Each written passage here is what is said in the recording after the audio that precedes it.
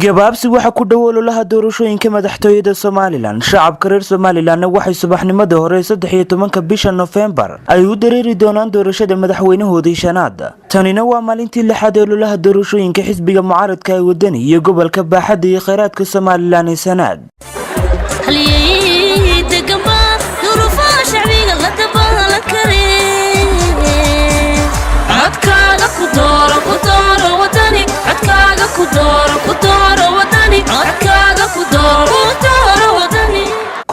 kumanaan kamida jamaahiirta isbedel doonka ee cududooda taageero la garab taagan xisbiga mucaaradka ee wadani magaalada Cerigabo ayaa waxay maanta ka sameeyeen magaalada Cerigabo dholotusyo waaweyn shacab tiro badan oo sita calanka xisbiga iyo sidoo kale tahal ku dhigay ay ku taageerayaan xisbiga iyo musharaxiintiisa ayaa waxay isugu soo bixeen jidadka waaweyn ee magaalada Cerigabo musharax Dr. Cabdiraxmaan Maxamed Cabdullaahi Ciro ayaa shacabka gobolka Sanaag kala qayb galay muujinta cududooda taageero gaadi tiro badan ayaa waxay wafdida musharax ay kaga hortageen duleedka magaalada Cerigabo waxaana u soo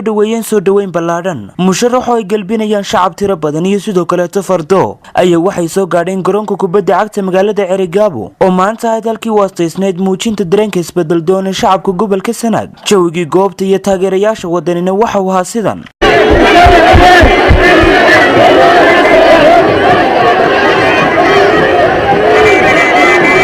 goobtani waa xarunta taageerayaasha xisbiga mucaaradka ee wadani ay ku muujinayaan cududooda taageero waxaana ku sugnaa dhalinyaro jidhkooda ku soo xardhay midabka calanka wadani sidoo kale goobta waxaa heeso lagu muujinayo hanaanka siyaasadeed ee xisbiga wadani ka qaaday hoobolada xidigaha geeskaha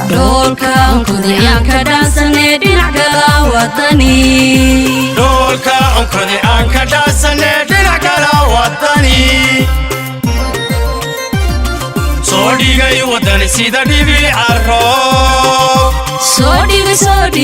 Sodigay wadani sida dhibi carro maayirka magaalada Cerigabo mudane Ismaaciil Xaaji Nuur siyaasiyiin mas'uuliyiinta gobolka ee xisbiga wadani xubno ka tirsan madaxda dhaqanka Somaliland iyo gobolka Sanaag ayaa dhamaantood waxay shacabka Somaliland iyo gobolkaba ay ugu baaqeen inay ka qayb qaataan isbedelka la doonayo in talada dalka lagaga wareejiyo xisbiga kulmiye 13 bisha 11 inaynu siino fooska guula waa ugu ducaynay ilaa waxaan weydiinayaa inuu noqonkiina ka raaldhaca soo codka wadani siilmayno waxaan idin leeyahay sidaad maanta risaaladda u dirteen ee massajka aad u dirteen kulmiye waxa weeye kulmiyaalka waxaa la leeyahay kulmiye bedelu محمد عبد الله وعد توستين إناد شعشين إناد كراميسين إناد لمانتين غير عرقابو اسكدوبان عاد عودكي ساسيسين عودكي ناسيسين قبل شياوو فرتين نوح لوغ عندونتان وداني لوغ عندونتان شوف شدا معها دردار القود وحنو كلا قاوانينا إنو وداني عودكي سينو هدانو نهرير سناغا مرير عرقابو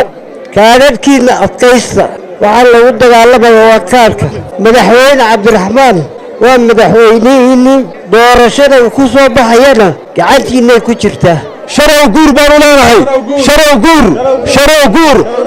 guur khayro kale bedelu markuu ilaahay wax kula doonayo muuse biixo kale kula tartansiiya Soomaa وعجيبة قبيلة بسيطة هستين كوبيا طبعا قبيلة دكان ماير وحالكان كشيغي دمان تضوي مدايسيين إلى حسبك وطن عدك السيان حسبك وطن وعكا كتاغن عدالة هرماركا وذا شركة صومالي لان أيو كتاغي صوماها Dr. Cabdiraxmaan Maxamed Cabdullaahi Ciro musharaxa jagada madaxweynenimo xisbiga mucaaradka ee wadani ayaa waxa shacabka gobolka Sanaag uga mahadnaqay muujinta dareenkooda sidoo kale waxa halkaasi ka sheegay in gobolka Sanaag oo ah gobolka kheyraadka Somaliland ay xukuumaddiisu si ballaaran wax uga qaban doonto haddii uu guuleysto Allahu akbar Somaliland ana laato waxaanadiyaad ugu mahadnaqayaa shacbiga gobolka gaar ahaan Cerigabo sida aan la qiyaasi karin ee ay soo baxdeen idinka oo midaysan himilada xisbiga wadani waa inuu mideeyo shacbiga Somaliland oo la helo shacbi siman oo wax walba ka siman oo xuquuqda ka siman oo darajada ka siman oo xilalka ka siman gobolkani waa gobolkii aan ka soo wada jeednay waa halkii ka bilaabanto taariikhda Somaliland barnaamijka xisbiga waxa ku jira in dhammaan dekedii caanka la soo nooleeyo oo ay ku jiraan xiis iyo mayd isku soo wada xooriyo shacabka ku nool magaalada Ceerigaabo ee xarunta gobolka Sanaag ayaa waxay muujiyeen dareenkooda isbedel doonimo iyo taageerada ay hoyaan xisbi mucaaradka isbedel doonka ah ee wadani. وخالد بكيلي فقانا لك حرطة ستار تيفي مقالة Ceerigaabo.